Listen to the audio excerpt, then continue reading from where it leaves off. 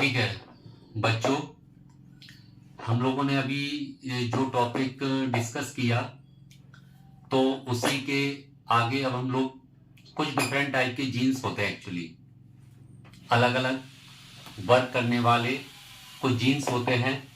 अब हम लोग उनके बारे में जानेंगे और उसके बाद एक बहुत ही इंपॉर्टेंट टॉपिक जेनेटिक कोड के बारे में समझेंगे। आनुवांशिक कोड की परिकल्पना। उसके पहले हम लोग कुछ जीन्स और उनके वर्क के बारे में बात कर लेते हैं। जैसे एक होता है स्यूडो जीन्स, या जिसे कह सकते हैं false genes, code genes. Pseudo genes देखिए क्या होता है, एक तरह से ये सक्रिय जीन्स की तरह ही होता है। जैसे कोई भी जीन्स एक्टिव होते हैं, सक्रिय होते हैं, तो स्यूडो जीन्स भी सक्रिय होता है, बट इसके द्वारा किसी सक्रिय पदार्थ का निर्माण नहीं होता। रिपीट करेंगे बेटा, स्यूडो जीन्स जो है वो जैसे कोई सक्रिय जीन्स अपना वर्क करता है वैसे ये भी करते हैं, बट ये कोई सक्रिय पदार्थों के निर्माण करने में सक्षम नहीं होते हैं। ठीक है, वर्क तो करते हैं सक्रिय जीन्स की तरह, लेकिन किसी सक्रिय जीन्स के फॉर्मेशन में ये सक्षम नहीं होते हैं। ठीक है, अब हम लोग बात कर लेते हैं नॉन फंक्शनल या अक्रियाशील जीन्स पर। नॉन फंक्शनल या अक्रियाशील जीन्स ये जो होते हैं, ये कृत्तीकरण तो इनका होता है, मीन्स इन जीन्स का रिप्लिकेशन होता है। किसकी बात कर रहे हैं हम लोग? नॉन फंक्शनल अक्रियाशील जीन्स। अक्रियाशील जीन्स कैसे होते हैं? जिनका कृत्तीकरण होता है, लेकिन ये किसी भी पदार्थ के लिए इनमें कोड नहीं होते। फिर से बोलेंगे, अक्रियाशील जीन्स जो होते हैं इनका रिप्लिकेशन हो सकता है, मीन्स कृत्तीकरण इनका हो सकता है, लेकिन किसी पदार्थ से संबंधित इनमें कोई कोड नहीं होते। इसीलिए ऐसे जीन्स जो हैं नॉन फंक्शनल जीन्स कहलाते हैं। निष्क्रिय या अक्रियाशील जीन्स भी इनको बोल सकते हैं, नॉन फंक्शनल जीन्स। इसके बाद देखिए, आप लोगों ने पहले भी हो सकता सुना हो ट्रांसपोजन जीन्स या जंपिंग जीन्स। इसका काफी हद तक रोल बायोटेक्नोलॉजी में भी है, जेनेटिक इंजीनियरिंग में, और बायोटेक्नोलॉजी या जेनेटिक इंजीनियरिंग में भी ट्रांसपोजेबल एलिमेंट्स, इनके बारे में हम लोगों ने पहले भी डिस्कस किया हुआ है। अब यहां पर भी थोड़ा सा हम लोग जान लें कि जंपिंग जीन्स या ट्रांसपोजन जीन्स जो हैं वो क्या हैं। ऐसे जीन्स जो अपने स्थान से हटकर किसी दूसरे स्थान पर पहुंच जाते हैं, तो इसलिए इनको जंपिंग जीन्स कहा जाता।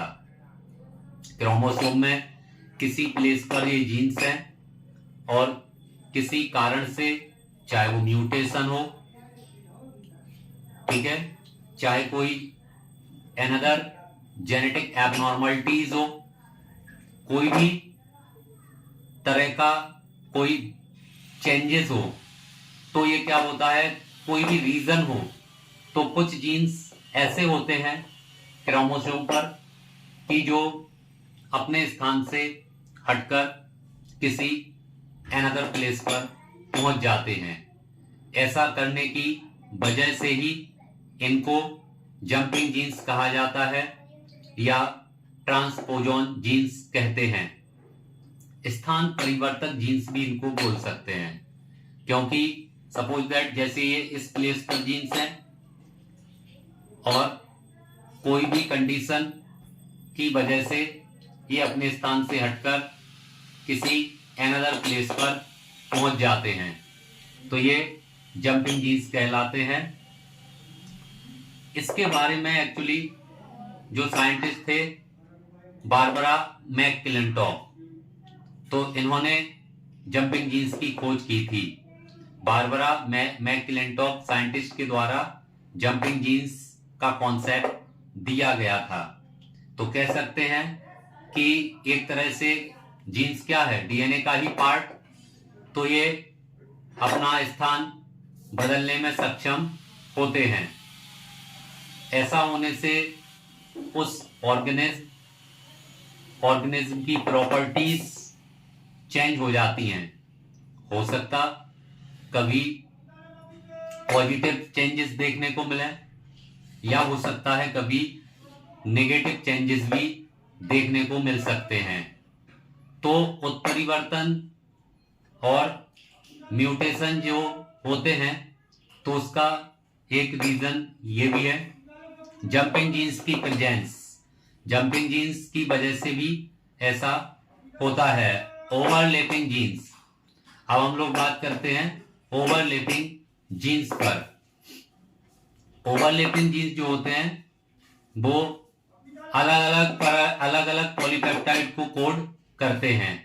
दो अलग अलग पॉलीपेप्टाइड को कोड करते हैं जंपिंग जीन्स। किसमें पाए जाते हैं ये? बैक्टीरिया और वायरस में।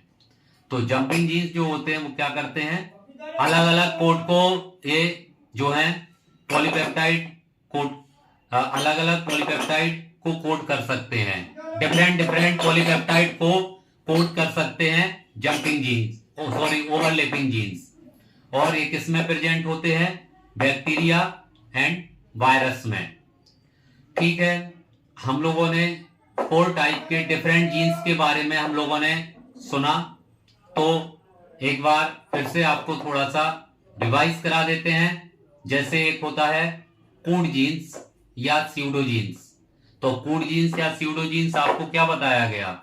ऐसा जीन्स जो कि अदर एक्टिव जीन्स की तरह ही होता है, बट ये जो है ये कुछ सक्रिय पदार्थों का प्रोडक्शन करने में सक्षम नहीं होता है। हम लोगों ने इसके बाद डिस्कस किया अक्रियाशील या नॉन फंक्शनल जीन्स। तो अक्रियाशील या नॉन फंक्शनल जीन्स जो होते हैं, इनका पृथक्करण तो होता है, लेकिन ये किसी पदार्थ को कोड नहीं कर पाते हैं।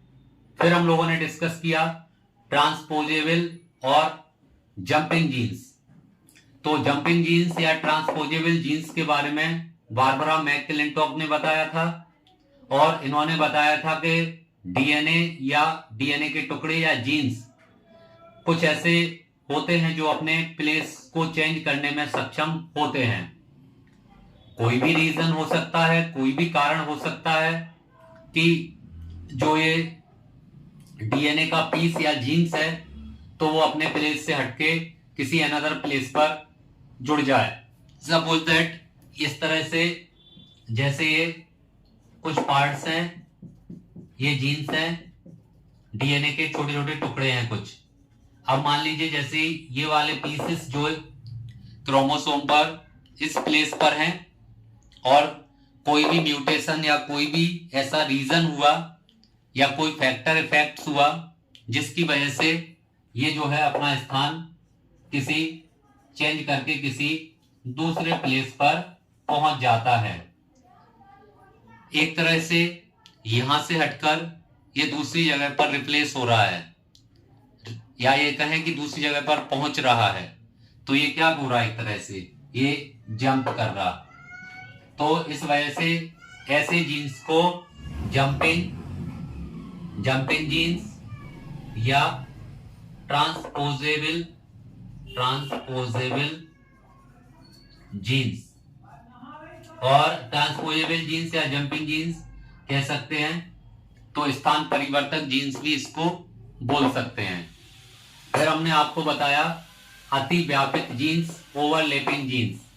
तो अतिव्यापित या ओवरलैपिंग जीन्स क्या बताया कि दो अलग अलग जो पॉलीपेप्टाइड्स हैं उनको ये कोड कर सकते हैं, दो अलग अलग पॉलीपेप्टाइड को कोड कर सकते हैं, तो वो कहलाते हैं ओवरलैपिंग जीन्स और अतिव्यापित जीन्स।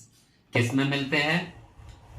ये मिलते हैं बैक्टीरिया और वायरसेस में, विषाणु और जीवाणु में इस तरह के अतिव्यापित जीन्स जो हैं वो पाए जाते हैं।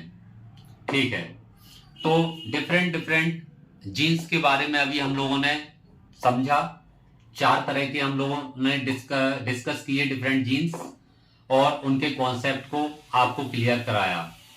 अब आपके सामने एक बहुत ही इंपॉर्टेंट टॉपिक जो कि डिफरेंट मेडिकल एग्जाम्स के लिए काफी इंपॉर्टेंट टॉपिक है, तो उसके बारे में अब हम लोग डिस्कस करेंगे। तो next topic is genetic code, आनुवांशिक कोड। हम लोग अब जेनेटिक कोड के कॉन्सेप्ट के बारे में डिटेल में डिस्कस करने जा रहे हैं और एक बहुत ही महत्वपूर्ण टॉपिक आज की क्लास में क्लियर करने जा रहे हैं। तो क्या है टॉपिक? जेनेटिक कोड, आनुवांशिक कोड के कॉन्सेप्ट को अब हम लोग क्लियर करेंगे। थोड़ा सा आपको इसका एक ब्रीफ आइडिया क्लियर कराते हैं, फिर इसका हम लोग डिटेलिंग करते हैं। ये जो कॉन्सेप्ट है, डिफरेंट साइंटिस्ट का इसमें अपना अपना एक वर्क है, योगदान है। कौन कौन से साइंटिस्ट शामिल रहे जिन्होंने जेनेटिक कोड के कॉन्सेप्ट को क्लियर कराने में अपना रोल अदा किया? तो आपको बता दें, मैथाई, ओकोवा, हॉली, हरगोविंद खुराना, नीरेनबर्ग, ये डिफरेंट साइंटिस्ट जो हैं इनका अपना अपना विशेष स्पेसिफिक रोल रहा जेनेटिक कोड के बारे में, जेनेटिक कोड के इंपॉर्टेंस के बारे में, जेनेटिक कोड के द्वारा बनने वाले डिफरेंट अमीनो एसिड के बारे में जानकारी देने के लिए। और ये साइंटिस्ट काफी हिस्ट्री में फेमस हैं। रिपीट कर लेंगे, कौन से ऐसे साइंटिस्ट हैं जो जेनेटिक कोड के कॉन्सेप्ट को क्लियर कराने के लिए जिन्होंने वर्क किए, विशेष योगदान दिया। रिपीट करते हैं, मैथाई, ओकोवा, हॉली, हरगोविंद खुराना, नीरेनबर्ग। तो ये डिफरेंट साइंटिस्ट है। जेनेटिक कोड एक ऐसा कॉन्सेप्ट है कि कोई भी ऑर्गेनिज्म में जो प्रोटीन सिंथेसिस होना है, प्रोटीन का फॉर्मेशन होना है, तो प्रोटीन के फॉर्मेशन के लिए 20 type of amino acid is important for formation of protein.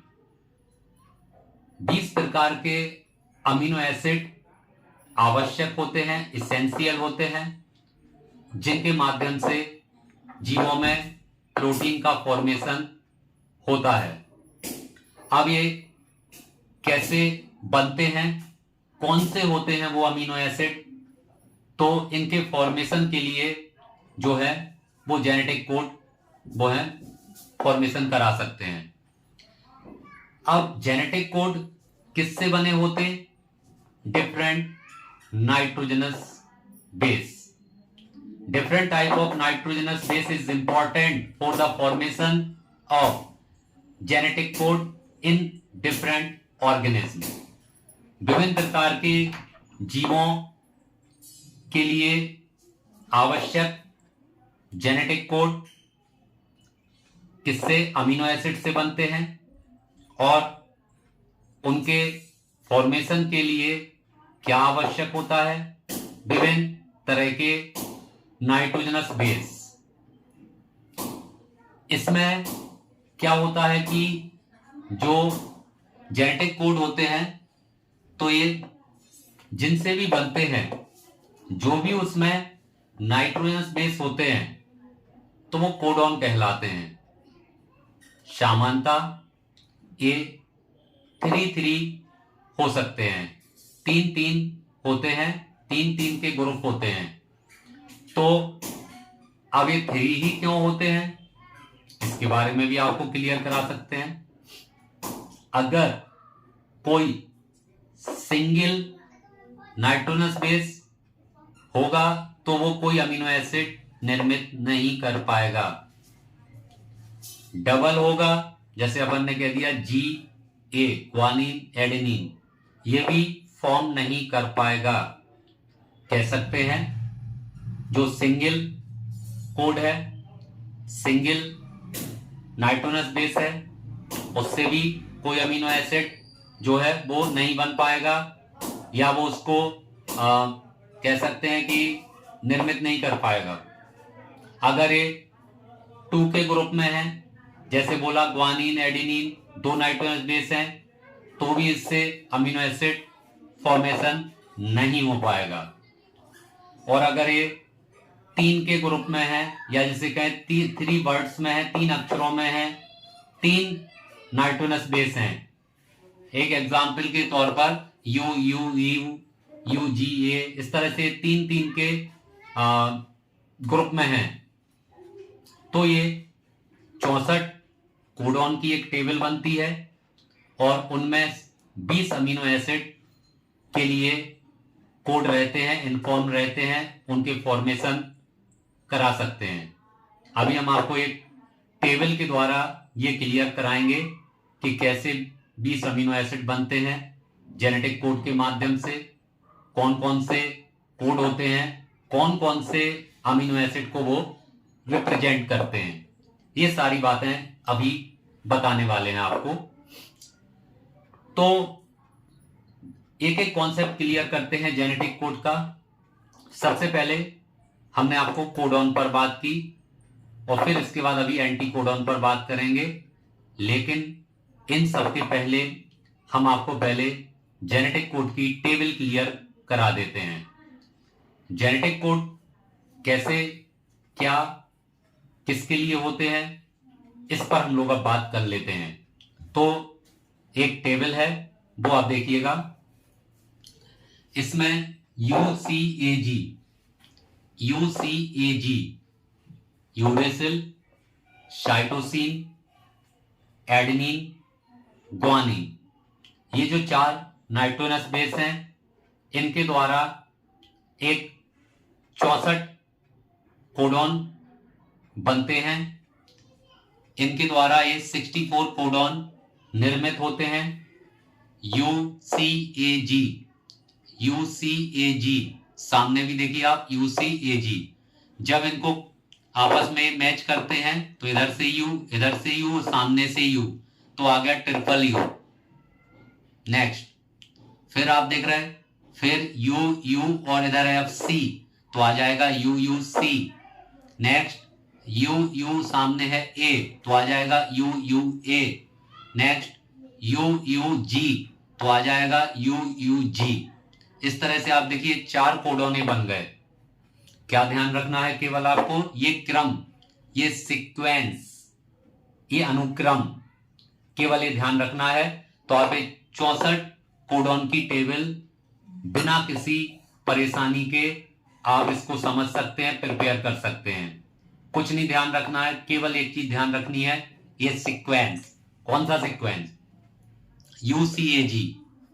बस UCAG आपने एक क्रम ध्यान रख लिया, 3 जगह इसको लिखा, एक तरफ है UCAG, ऊपर UCAG और सामने एक्चुअली ये 64 खंड बनेंगे, इसलिए UCAG 4 जगह है। UCAG एक जगह U लिखा तो इसके सामने UCAG, फिर C लिखा UCAG, फिर A लिखा UCAG, फिर G लिखा UCAG।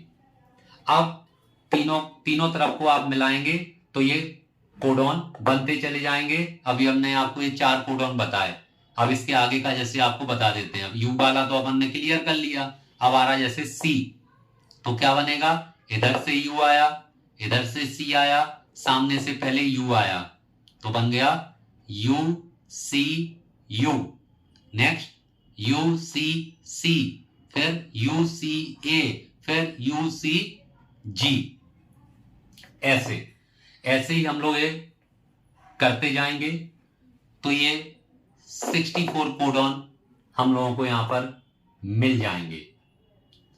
तो ये कहलाते हैं सभी, ये 3-3 के जो होते हैं ये ट्रिपलेट कोडॉन होते हैं।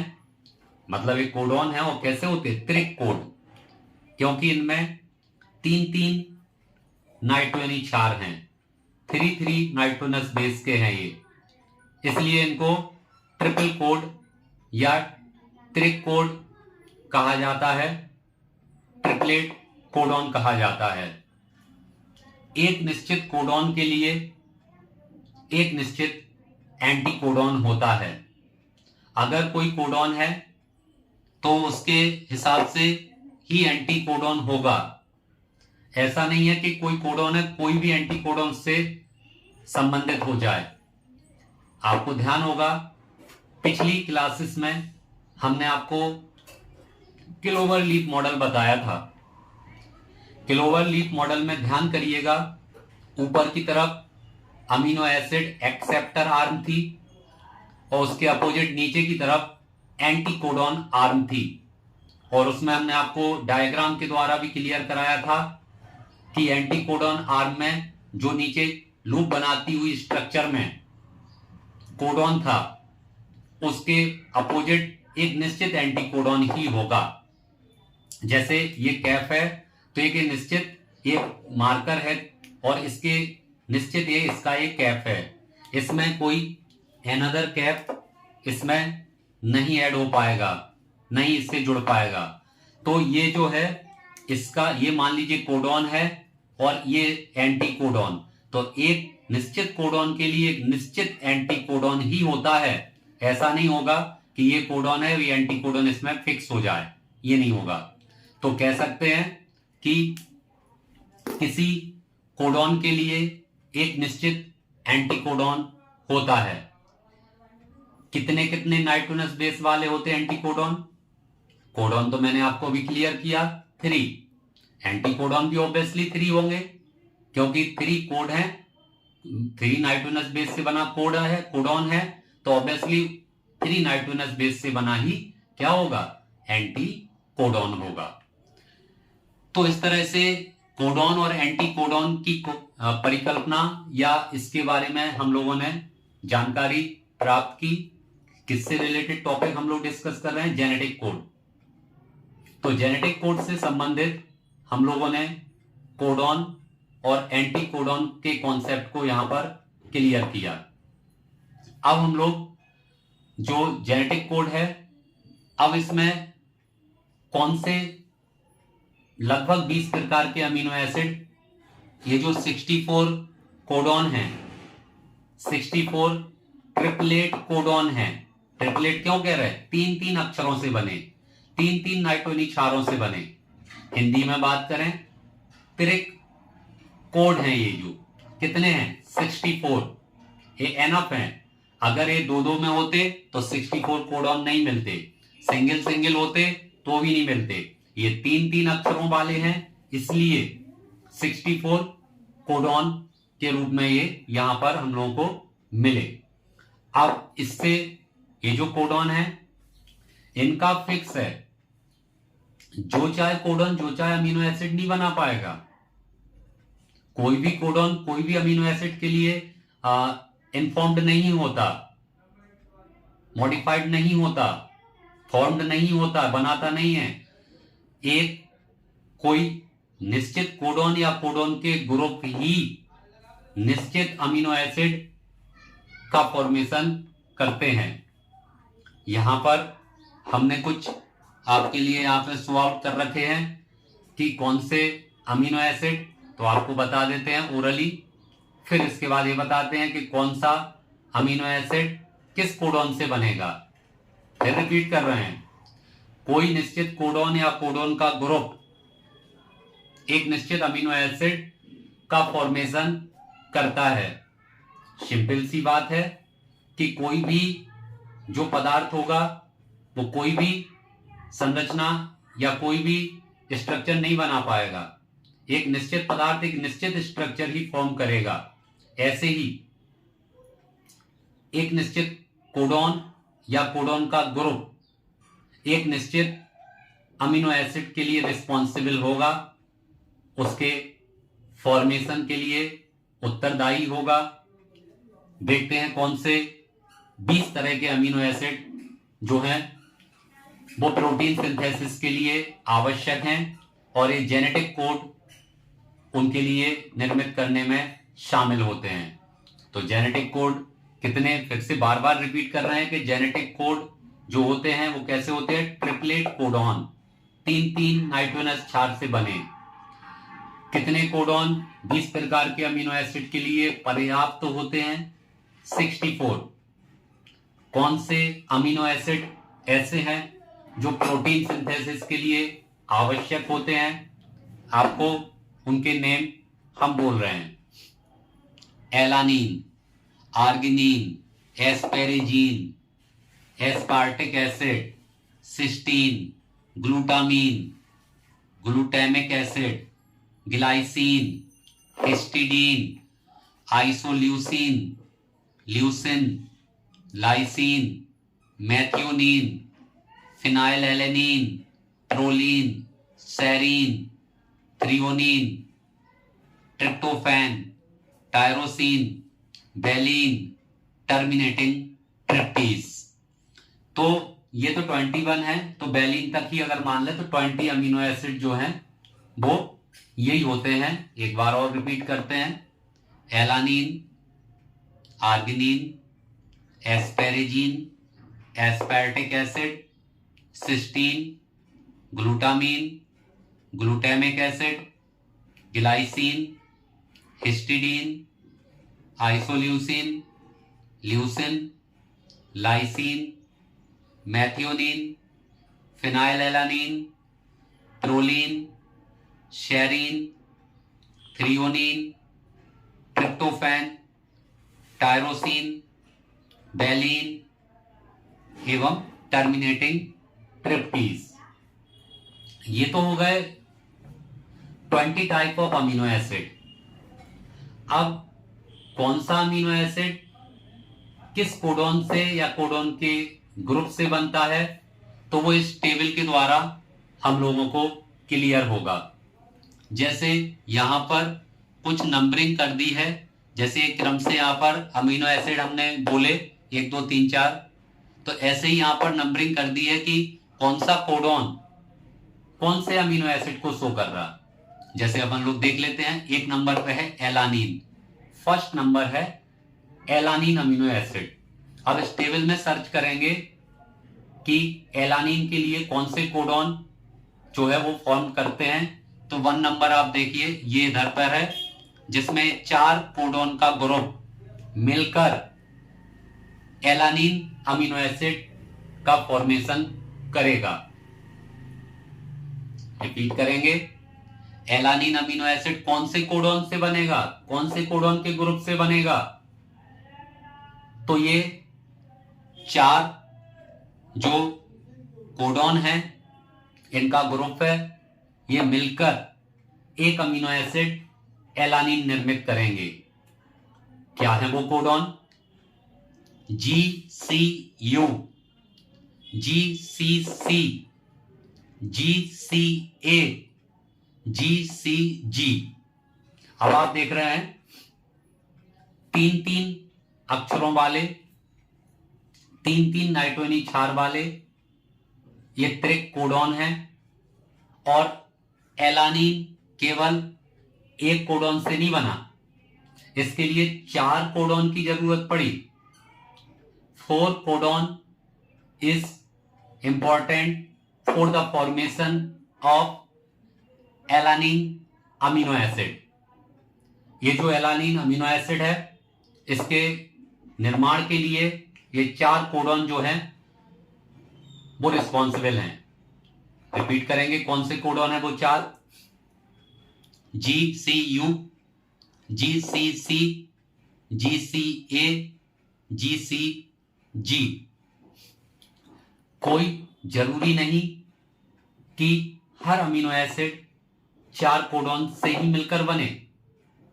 हम लोग एक कोडॉन अब जानते हैं जो एक अमीनो एसिड ऐसा जानते हैं या कुछ अमीनो एसिड ऐसे देखते हैं जो उससे कम कोडॉन से बने। जैसे हम लोग बात कर लें 10वें नंबर पर है आइसोल्यूसिन 10। जैसे हम लोग बात करेंगे कि आइसोल्यूसिन एक अमीनो एसिड है और वो किस कोडॉन से बन रहा। 10 नंबर पर ये शो कर रखा AUU और AUC, केवल ये दो कोडॉन मिलकर ये निर्मित कर देंगे आइसोल्यूसिन अमीनो एसिड। यहां 4 कोडॉन की जरूरत नहीं पड़ी। कितने कोडॉन से बन रहा आइसोल्यूसिन? Only 2 codon. कौन से कोडॉन? फिर से सुनिएगा, AUU और AUC, AUU एंड AUC, ये दो कोडॉन केवल मिलकर ये आइसोल्यूसिन का फॉर्मेशन कर सकते हैं। ऐसे ही अगर हम लोग देखें कि 3 कोडॉन से मिलके कोई अमीनो एसिड बनता है, बिल्कुल बनता है। जैसे अपन बात कर लेते हैं सिस्टीन। सिस्टीन एक अमीनो एसिड है और ये कितने कोडॉन से मिलके बन रहा? 3 से। यहां पर हमने 5th नंबर पर लिख रखा है सिस्टीन, तो इस टेबल में 5th नंबर देखेंगे कि कहां है, ये रहा 5th नंबर। तो ये 3 कोडॉन जो इसमें शामिल हो रहे हैं वो सिस्टीन अमीनो एसिड का फॉर्मेशन कर रहे हैं। कौन से हैं वो कोडॉन? UGU, UGC, UGA। फिर से रिपीट करेंगे, UGU, UGC, UGA। UG तीनों में है और उधर है UCA, तो रिपीट कर लेंगे UGU, UGC, UGA। ये 3 कोडॉन मिलकर कौन सा अमीनो एसिड बना रहे हैं? सिस्टीन। तो इस तरह से ये डिफरेंट अमीनो एसिड जो हैं उनको यहां से हम लोग 64 कोडॉन की टेबल से देख सकते हैं कि कौन सा अमीनो एसिड कौन से कोडॉन से बन रहा।